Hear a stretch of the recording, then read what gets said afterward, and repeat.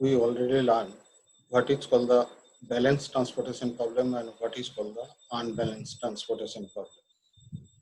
When the summation AI equal to summation Bj is equal, then it is known as the balanced transportation problem. Otherwise, it is known as the unbalanced transportation problem.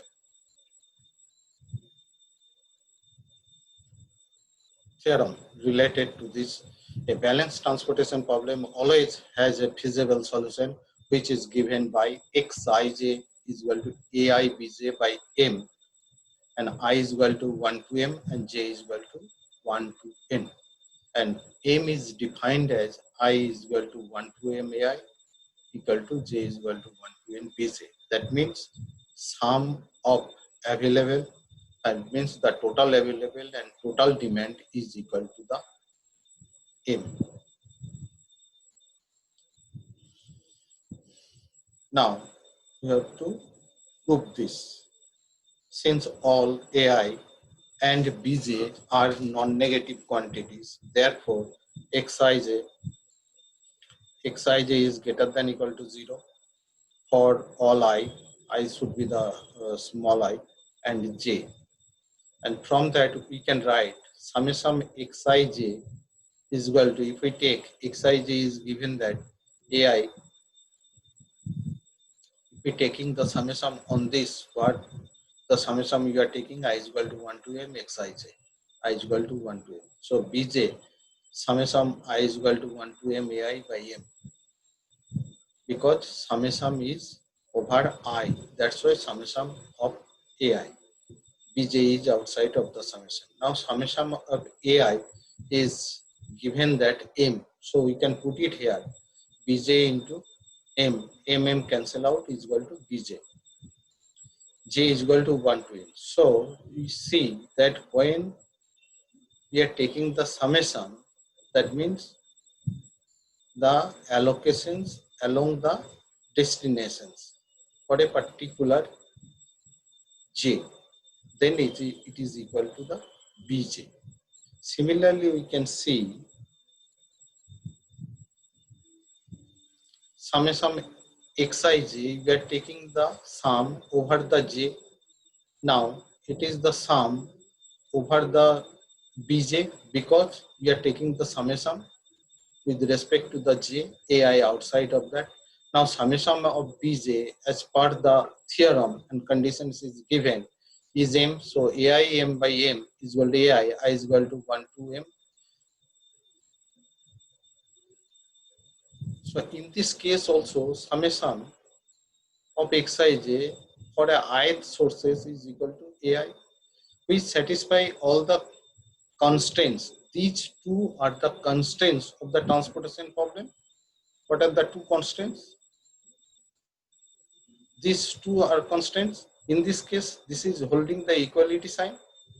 In these two cases, it is holding the equality signs, and Xij is greater than equal to 0. Since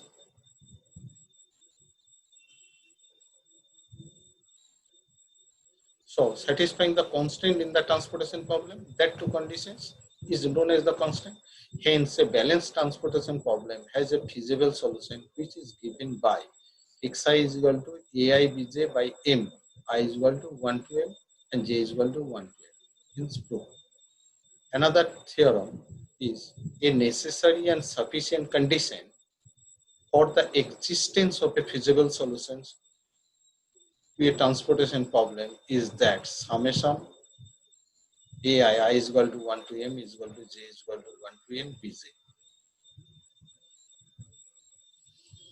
Now the few definitions is here. We have to learn that. First thing, what is the feasible solution? Any set of the non-negative allocations Xij greater than equal to 0, I is equal to 1 to M and J is equal to 1 to N. Whatever the Xij you are taking, Xij is a physical quantity, that's why you are taking it is greater than equal to 0. I is equal to N.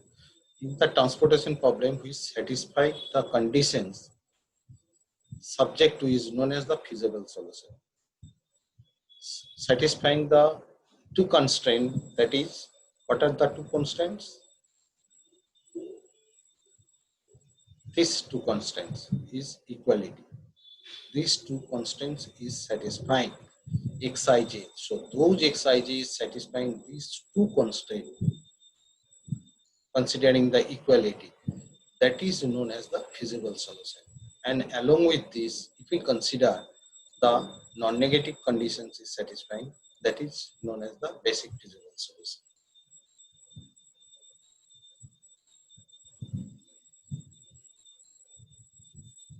Now, basic feasible solution. A feasible solution is called basic feasible solution if the number of non-negative allocations is equal to the m plus n minus 1. Along with this, it should satisfy the non-negative conditions. So a feasible solution is called the basic feasible solutions if the number of non-negative allocation, that means Xij greater than 0 is equal to the so number of the allocated cells should be m plus n minus 1. In this case, feasible solution should be the feasible solution. At the same time, it should satisfy the number of allocations is m plus n minus 1, where m is the number of sources, that the number of rows, and n is the number of destinations, that is the column in a transportation problem. If the number of allocations, in the case of number of allocations is m plus n minus 1, if the number of allocations is not equal to m plus n minus 1, it is less than m plus n minus 1, that is the number of sources and number of destinations minus 1 number of allocation is less than, then the basic feasible solution is a degenerate basic feasible solution. One, so another term is there, what is called the non-degenerate basic feasible solution. So one is the feasible solution that we have to remember. Another is the basic feasible solution, what is called the basic feasible solution. And another is the degenerate basic feasible solution. If the number of allocations is less than m plus n minus 1, then it is known as the degenerate basic feasible solution. At the same time, a basic feasible solution to a m cross n transportation problem. M cross n transportation problem, we are saying that that is the m row and n destination. That's why number of cells, that is the boxes in the transportation table, is known as the cell. That number of cells is the n number of the cells. Exactly, the number of allocations is exactly m plus n minus 1 allocation in the independent cell. Now later on we are coming for the what is called the independent cell and what is called the not independent cell. Allocation in the independent cell is known as the non-degenerate basic feasible solution. That number of allocations is there, m plus n minus 1, but that allocation should be in the independent cells. Now what is called the independent cell, that will come later on. If it is happened, then it is called the non-degenerate basic feasible solution. Basically, we are interested with that non-degenerate basic feasible solution instead of that degenerate basic feasible solution. But in the physical problem, but during the when we are solving the problem, we will get the degenerate basic feasible solution. And if the degenerate basic feasible solution arises, how to resolve it, that we learn later. But first, we have to interest with the basic feasible solution and non-degenerate basic feasible solution. If it is come the degenerate basic feasible solution, then we have to resolve it. Now, as soon as we get the basic feasible solution, we are interested to find the optimal solution. A feasible solution, not necessarily the basic, which minimizes the transportation cost, is known as the optimum or optimal solution. A feasible solution, not necessarily the basic, we have to remember that throughout the transportation problem. which minimize the transportation cost is known as the optimal or optimum solution. Not necessarily the optimum solution may be unique. It may be more than one sometimes. Now, an unbalanced transportation problem. Now, we already learned what is called the unbalanced transportation problem, but here we are learning this unbalanced transportation problem in different way because we have to make it the balanced transportation problem before start to finding the basic feasible solution. Because we already run, so there is the necessary and sufficient condition to find the basic feasible solution is summation ai is equal to 1 to m is equal to j is equal to 1 to n bj. That should be the same. If they are not same, then what we have to do to find the basic feasible solution? If they are not equal, then it is known as the unbalanced transportation problem. So case is the two cases maybe arises if they are not equal. So one case is summation ai, that is the total available is greater than the total demand. Total available is greater than the total demand, that means the total requirement. In this situation, we need to introduce the, in this case, summation available is the, so we have to do it, we have to introduce a dummy destination. And what would be the requirement for this destination is summation ai minus summation bj. Whatever the value we get, we have to put the requirement or demand at that destination, and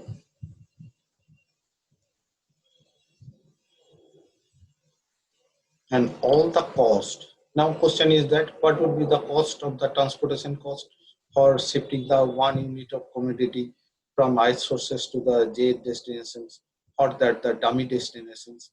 All cost will be the 0, and the requirement to be put in this dummy destination should be summation ai minus bj. And the case 2, summation ai is less than bj. That means the total available is less than the total requirement. In this case, we have to add a dummy source or resource or origin. And what would be the available stock for this? The dummy origin of the dummy source is summation bj. Since summation bj is greater than the summation ai, so summation bj minus summation ai should be the required available.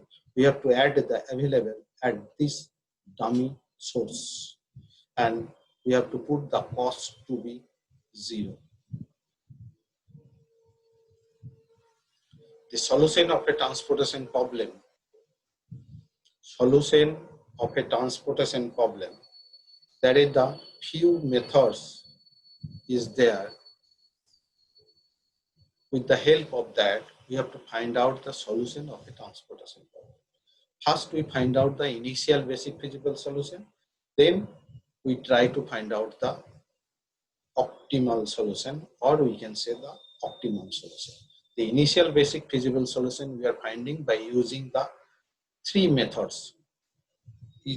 For the easiest method, first we learn, that is the northwest corner rule. Then we learn the matrix minimum method, or it is known as the least cost method. Third one is the Vogel's approximation method. It is popular name is HAM. First 2 method is more easy comparison to the Vogel's approximation method. As soon as we got the basic feasible solution, with the help of these 3 methods, we can move to further to find out the optimal or optimum solution, which gives us the minimum transportation cost. Whatever the cost we will get in these 3 methods, northwest corner rule, matrix minimum method, and Vogel approximation method, may or may not be the minimum transportation cost. If it is not the minimum transportation cost, Then we move to find the optimum or minimum transportation cost by using the optimum method. That optimum method is known as the modified distribution method, that is known as the MODI, MODI. What is the MODI? Modified MODI. MODI is known as the modified method, that is the MODI method in the short form. And this is also known as the UV method, because when we are solving using the modified method, we try to find out the optimal solution. We are using the two variables u and v, that is known as the shadow variable. And another method is known as the stepping stone method. But here we are discuss only the modified distribution method, modified method. A set basic feasible solution of a transportation problem. A set basic feasible solution of a transportation problem. Now, to discuss this, we have to learn few details about the solutions and the number of cells, occupied cells. We have seen earlier that a basic feasible solution will contain at most m plus n minus 1 positive variables. That means the number of allocations is m plus n minus 1. With the remaining variables be 0. The rest of the variables value will be 0. Only xij, that is the m plus n minus 1, will be non-zero, positive. In order that a set of feasible solution is basic, the m plus n minus 1 columns, in the case we are talking about the linearly independent and dependent, columns of the coefficient matrix A corresponding to these variables must be linearly independent. That we are explained through the allocations in a cell with the figure just after the few slides. That is to say, the vector associated to these variables must be linearly independent. To derive a certain criterion where a given feasible solution is basic, we proceed with the following definitions and properties associated with that format of the tabular. We observe that in a transportation problem, the transportation tabular be subdivided into mn boxes arranged in m rows and n columns. The box in the ith row and the jth column of the tabular is called the ijth cell. That is, the intersection of the ith row and the jth column is known as the ijth cell. In the transportation table, a sequence of cells is said to form a loop. When they are form a loop, if there is the few criterion is there, in the transportation table, a sequence of cells is said to be form a loop if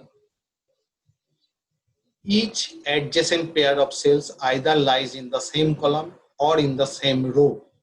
That is the one criterion. Not more than two consecutive cells in the sequence lie in the same row or in the same column.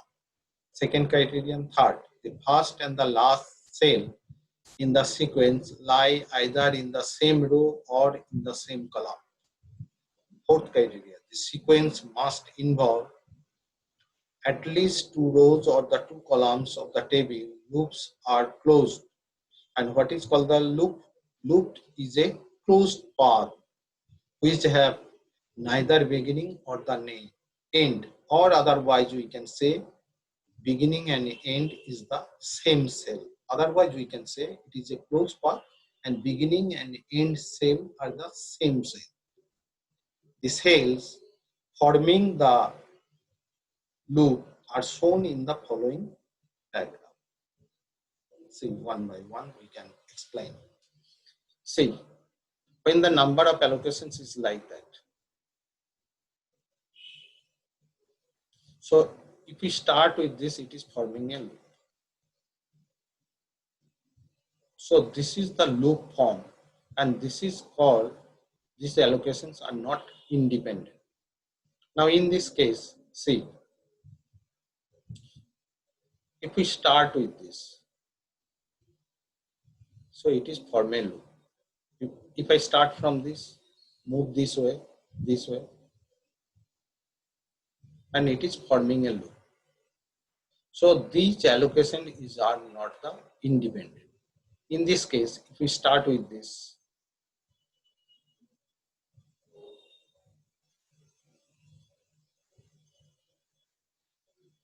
we start this,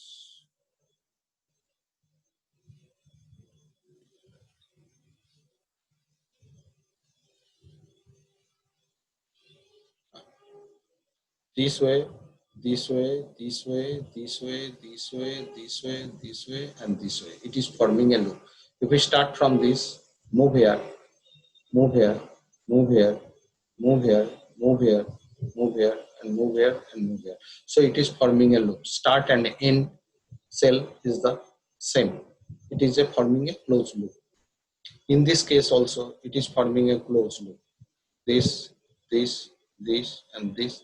So these are known as the not the independent cell.